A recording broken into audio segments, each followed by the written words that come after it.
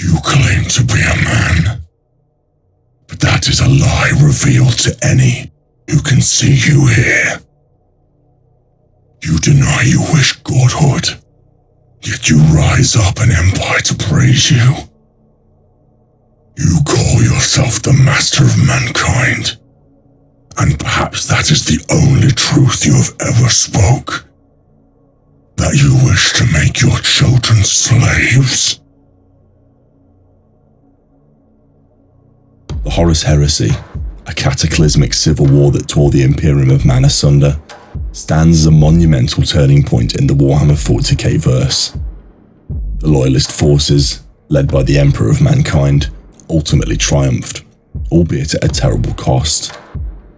The Emperor was interned on the Golden Throne, a barely living god machine, and the Imperium was left scarred and weakened. But what if the tide had turned? What if Horus, the Emperor's favoured son and war master, had succeeded in his rebellion? Exploring the details of such a scenario unveils a grim and terrifying possibility, one that reshapes the very fabric of the galaxy and paints an even darker picture than the already bleak present. Greetings all, I'm your guide, the Archivist. Today I will dive into what if the Horus Heresy succeeded. Before we begin, please make sure to like the like and subscribe waypoints down below, so that more people can learn from the archives.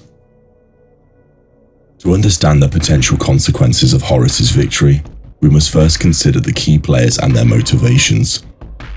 Horus, corrupted by chaos, sought to overthrow the Emperor and establish a new order.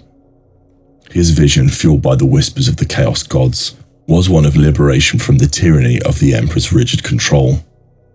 This liberation, however, masked a descent into anarchy and demon worship.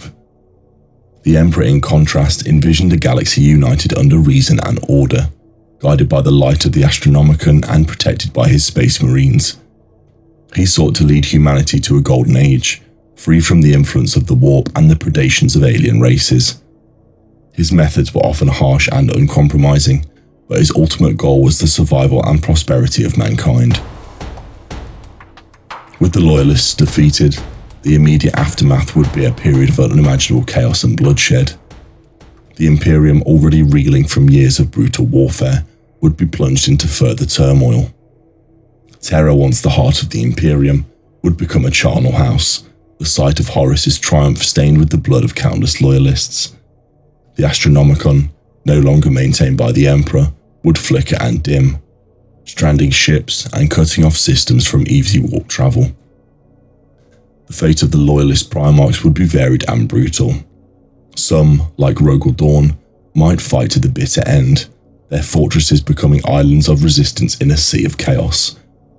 Others, such as Rabute Gilliman, might attempt to regroup and rebuild, establishing isolated pockets of Imperial authority far from terror. Death would likely claim many, their legacies tarnished by the victory of the traitors. Without the Emperor's guidance, the Space Marine chapters formed from their gene seed would likely devolve into warring factions, furthering the fragmentation of the Imperium. Horus, now the undisputed ruler of humanity, would face the daunting task of consolidating his power. He would be caught between the competing demands of his Chaos patrons and the practicalities of governing a galaxy-spanning empire. The Chaos Gods, ever fickle and demanding, would push him further to acts of depravity and destruction, while the remnants of the Imperial bureaucracy would resist his rule. The Chaos Space Marines, the backbone of Horus's rebellion, would be rewarded with vast territories and unimaginable power. However, their allegiances would be divided along the lines of the Chaos Gods they worshipped. The Iron Warriors, led by Perturabo, might establish heavily fortified strongholds, ruling with an iron fist. The World Eaters, devoted to Khorne, would revel in endless bloodshed and carnage. The Emperor's children, now fully enthralled by Slaanesh, would indulge in unspeakable acts of hedonism and depravity. The Death Guard, plagued by the blessings of Nurgle, would spread disease and decay across the galaxy. The Thousand Sons, warped by the sorcery of Tzeentch, would pursue their arcane agendas, manipulating events to their own ends. Would be a constant threat to Horus's rule. He would be forced to constantly play them against each other, using its own considerable power and charisma to maintain a fragile peace. But the seeds of future conflict would be sown, ensuring that the Horus victorious Imperium would be forever plagued by internal strife. Beyond the immediate power struggles, the long-term consequences of Horus's victory would be even more profound. The Imperium, built on the ideals of order, reason and progress, would be replaced by a chaotic and tyrannical regime.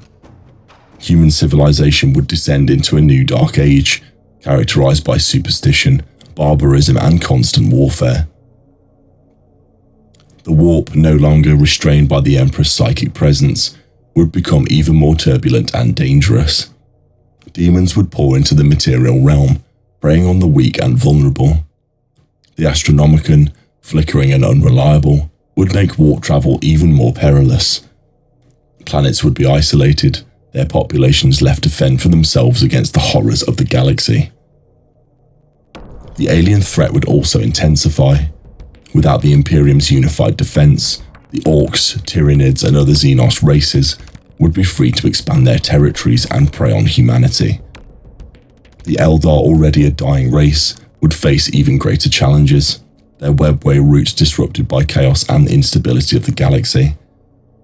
The Necrons, stirring from their long slumber, would find a weakened and divided Imperium ripe for conquest. Humanity, once on the verge of achieving galactic dominance, would be reduced to a fragmented and besieged species, constantly fighting for survival against both internal and external threats.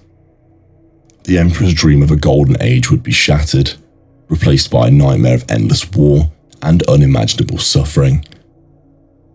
The details of such a fate are horrifying to contemplate. Imagine planets enslaved to the whims of Chaos Lords, their populations sacrificed in blood rituals or twisted into grotesque parodies of humanity.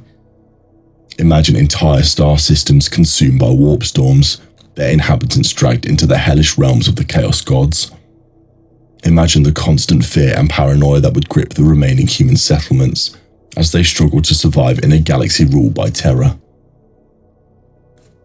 In conclusion, a Horus victory in the Horus Heresy would have resulted in a far grimmer and more chaotic future for the Warhammer 40k verse.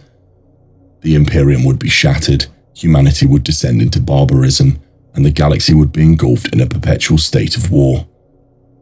While the current Imperium is undoubtedly a grim and oppressive regime, it at least offers a semblance of order and stability. A Horus victorious Imperium would offer nothing but chaos, tyranny, and endless suffering. It is a testament to the enduring strength of the Emperor's vision and the sacrifices of his loyalists that this dark future was averted. The details paint a picture that reinforces the already established tone of the 40k verse and allows for a deeper understanding of the setting. The victory of the Loyalists, though Pyrrhic, remains the only bulwark against an even more terrifying fate. And so I've now covered the content for this video, but if there's anything that has been missed, please share them in the comments down below. If you enjoyed this content, please remember to like and subscribe waypoints down below. In the grim dark of the far future, there is only war.